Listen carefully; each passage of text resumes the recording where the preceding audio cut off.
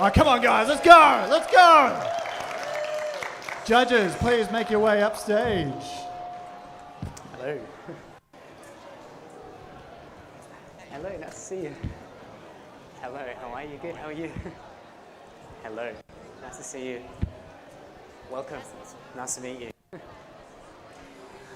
Welcome, nice to meet you. Welcome, nice to meet you. All right, the judges are taking their positions. Julian, I'll let you conduct your sound checks and whatnot. Over to you, thank you. Thank you, Kirk. Yes. Ah, of course, no problem, no problem. No worries. How are we today? That's good.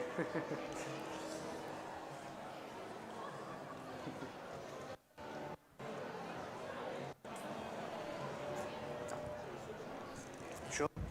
I'm using this water. Yeah. Sorry. No worries. I'm using both the kettles as well, so. No worries. No problems.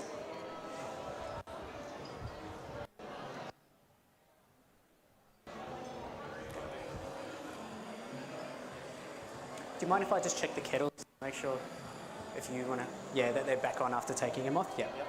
All good. They're 96 and 95. Not 1895. Happy with that? Perfect. Yes, thank you. Thanks so much.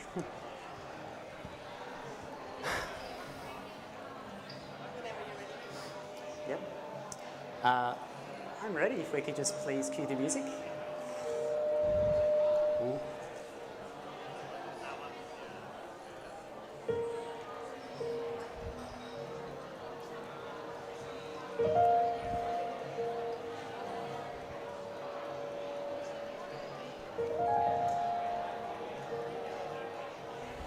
Time.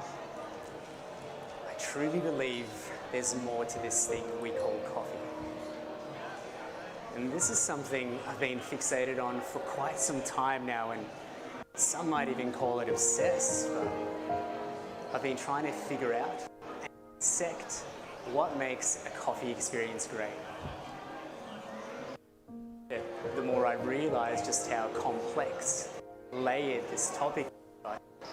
One thing's for sure, there's more to it than just. In my attempt to understand it, it's led me on a journey of and exploration, and I believe break it down. The 3 foundations of an excellent coffee experience. To understand it wholly, I kind of had to go back to the drawing board and look at coffee from the most fundamental aspect of all, sensory. And that brings me to my first point. It's multi-sensory. When we drink coffee, we're not just tasting or smelling. We're also seeing, we're hearing, we're touching. But there's also those invisible senses that we aren't aware of. We're thinking, we're feeling, we're remembering, we're invoking and nostalgia. All these senses help shape our experience, but without intention, they're meaningless. And that point, intention. What is the intention? Why this coffee? Why this cup? Why this music? Being intentional with our choices is what gives meaning to our experiences and takes them from just experiences to. And finally, design and detail, the 2 Ds and my third point. Designing the experience intentionally, ensuring every detail is considered and planned.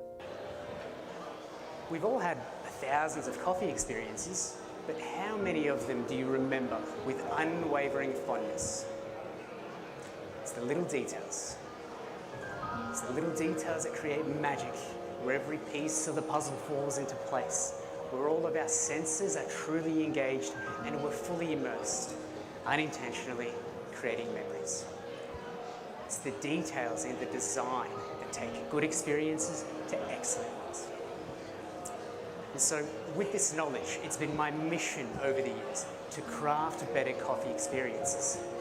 And that's exactly what I hope to do today. My goal is to not just brew you an amazing coffee, but to leave you an experience that you'll remember. So, without further ado, my name is Julian. It's an absolute pleasure to be here and welcome to today's experience. And the coffee that I have for you today is truly special. They say all it takes is a scent to bring back old memories. And that's exactly what this coffee did. Memories of a German summer and a 5-year-old me, somewhat perplexed by the strange perfume of fresh lavender. And perhaps a similar memory is what inspired Wilder to come back to his family farm where he once spent his days climbing trees and picking fruit with stained fingertips. Judges, I'm excited to introduce the 60-hour anaerobic washed geisha by Wilder Lasso. And its journey starts in the volcanic soils of Huila, Colombia, at Wilder's family farm, Finca La Dinastias. In a special plot at 1,500 meters above sea level, Wilder grows stunning geisha slowly and intentionally. And after 8 months of maturation, he selects only the largest cherries for processing. The very same day, he transports them back to his facility where they are semi-pulped, leaving a thick layer of fruit. And from there, they undergo 60 hours of dry, anaerobic fermentation, allowing their flavors to deepen and structure to strengthen. And finally, they are fully washed and classically dried on raised beds for 12 days, resulting in one of the most expressive geishas I've ever tasted. As for your brewing, I'm using the Origami Dripper paired with Kafek Abaca filters. This is going to give me faster flow and more control over the brewing process. I'm using 15 grams of coffee to 210 grams of water, making a brew ratio of 1 to 14. And this tight ratio accommodates for a very coarse grind size, allowing me to present this coffee with maximum flavor intensity while retaining a more delicate and clean mouthfeel. My pouring technique is very simple. I'm doing 3 even pours of 70 grams each, seconds, for a total brew time of 2 minutes and 30 seconds. My first pour is at a cooler 80 degrees and my remaining 2 at 95. Why this combination? Well, I love acidity in coffee. It's my favorite attribute. And unlike sweetness or bitterness, acidity is a natural flavor booster and brings depth, life, and longevity to the brew. So with this cooler blooming temperature, I'm able to highlight its lovely citric qualities while complementing its botanical and tropical profile. Speaking of, let's move on to your flavor notes. The aroma of this coffee has a medium intensity with notes of lavender, red grape, and violet. And moving on to your flavor notes. When the coffee is hot, you'll find lavender, lychee, and mango. And when the coffee is warm and cool, you'll find lavender, lychee, red grape,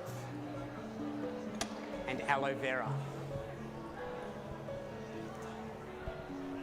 And the acidity of this coffee is medium in intensity throughout all stages. It presents primarily as citric with a tropical brightness and is supported by a stone fruit-like malic acidity. And the mouthfeel of this coffee is medium intensity throughout. It's quite delicate and tea-like in viscosity and silky and round in texture. And the aftertaste of this coffee is medium in length and it's tropical and botanical like lychee and aloe vera. And the sweetness of this coffee is medium intensity when hot and medium plus when warm and cool. and it's a tropical kind of sweetness. Sorry, it's a floral kind of sweetness, like rose water. Now, before I hand over, just some very quick drinking instructions. Please drink directly from the cup, give it a good swirl, bring to your nose, lift the lid, and take in the aroma. But please hold off on starting your assessment until after I call time. Now, before I wrap up, I'd like to come back to where this all began. I said I truly believe there's more to this thing we call coffee. And after years of exploring that idea, I think I finally found the framework. First, it's realizing that coffee is multi-sensory. Every sense, even our memory, can shape the experience. Secondly, it's about intention, being meaningful in our choices to make the experience more considered. And finally, it's the little details in designing every element, even the room, to leave a lasting impression. Judges, as much as I want you all to enjoy this coffee and taste it the way I taste it, what I truly hope for is something greater. I believe that as coffee professionals, it's our duty to uphold the work of the producer. And I think the best way to do that is through meaningful experiences. Because at its best, coffee isn't just consumed, it's felt. And if we can take the time to craft those moments with care, then we don't just create better experiences, but we create memories.